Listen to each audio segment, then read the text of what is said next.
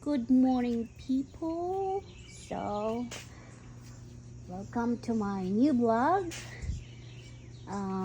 Every time I woke up in the morning, dito lang ako sa aking backyard na maganda syempre. Kahit maliit, basta malinis at maganda. At ito po yung pool namin above the ground. So, ayan yung mga daisies ko. Mga friendship is still blooming. At ito yung mga indoor plants ko. Kaso lang, tuwing summer, nilalagay ko siya sa labas para naman magkaroon ng kumbaga, maarawan siya. So, yan ang gaganda nila mga loves. Ayan ang malunggay ko. At syempre, ito yung egg chair ko, my favorite spot. See, look at that. That's my favorite spot, mga loves. And then, ito po yung greenhouse ko. Kaso lang pag summer, tinatanggal ko yung cover para naman mapagtaniman ko ng beans or anything na mag-grow yung vine. Just like that. So, long beans. So, ayan, sari-sari yan mga love. At syempre, meron akong kalamansi. Kalamon din. So, eto mga love, ito ay ang aking strawberry. Ilang beses na akong nakapag-harvest. Kaya medyo wala na siyang bunga ngayon. Pero, meron na namang mga flowers. So, I don't know kung magkakaroon pa ako ng fruit strawberries. At ito ay mga herbs. Sa sobrang dami, hindi ko na siya ma-harvest lahat-lahat. Kaya yung iba tumatanda na. And, ito nga pala yung cucumbers ko. O, ayan. Mabuti pa siya. Tuloy ang kapit niya para hindi mahulog sa maling tao. Chars. So, ayan po yung cucumbers ko. Maraming beses na rin po akong nakapag-harvest dyan. So, ito yung tagabantay ko. Well, punta tayo sa aking watermelon area. So, meron po akong watermelon over here. Maliliit pa po siya, pero sapat na.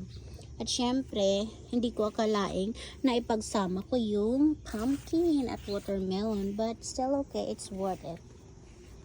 So, dito po tayo sa ating alugbati, Malabar spinach sa English. At ito po ay meron din po akong mga okras. As you can see. Mahilig po ako magtanim mga loves, lalo na pag summer. Eh, syempre, hindi naman ako makakapagtanim pag winter, diba? So, ito po yung aking, ano ba tawag nito? Tomato, of course. Pero may tawag dun sa maliliit na tomato, nakalimutan ko lang. Oh, meron din pala akong okra here. So, ito po ay ang aking grapes. Nakapag-harvest na po ako neto ng madami. Tapos na po siya mamunga. Pero, meron pang mga maliliit-liit dyan na kung maghanap ka ay meron ka pa ding makukuha. So, at ito po ay ang bell pepper. Hot siya. Maanghang. So, syempre, dahil ako ay Pinay, hindi mawawala sa akin ang tanglad. So, marami po tayong tanglad, mga loves. At meron din po akong kangkong, water spinach, and celery. So, ito po ay Baguio beans. Marami din po akong Baguio beans.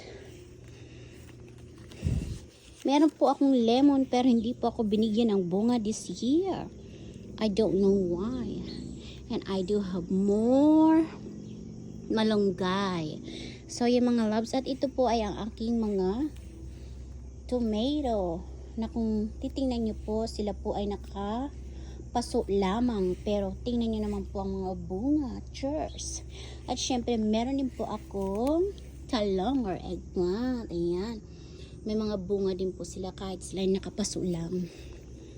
At dito po, ayan po, doon po ay mga sili, more tomato, okra, eggplants, and over there is the cucumbers.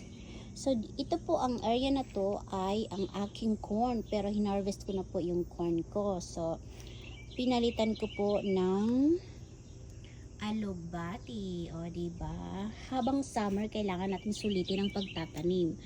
So, ganyan lang po ang kabuuan ng aking garden. Maliit lang siya, pero sulit, diba?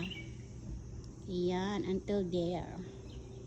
Siyempre, may bantay po tayo dito. So, ayan po. Thank you so much sa mga nanood ng aking video. Gardening is life here in America. Pagkatapos mong magtrabaho, pag uwi ng bahay, ay mag-garden ka din para may libreng ulam. That's it. Thank you so much for watching.